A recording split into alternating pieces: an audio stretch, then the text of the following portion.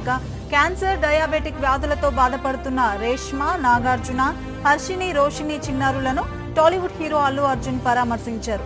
మేకే wish foundation ద్వారా విషయం తెలుసుకున్న అల్లు అర్జున్ ఇలాంటి దశలో ఉన్న పిల్లలకు ఆర్థిక సాయం కంటే మనోధైర్యం ఇవ్వడమే నిజమైన సాయం అన్నారు అల్లు అర్జున్. దేవుడు అంటే ఎవరంటే మనకి సంబంధం లేని వ్యక్తులకి, మనకి లాభం లేని పనికి ఎవరైతే ముందుకెళ్ళి సాయం చేస్తారో వాడే దేవుడు అంటే.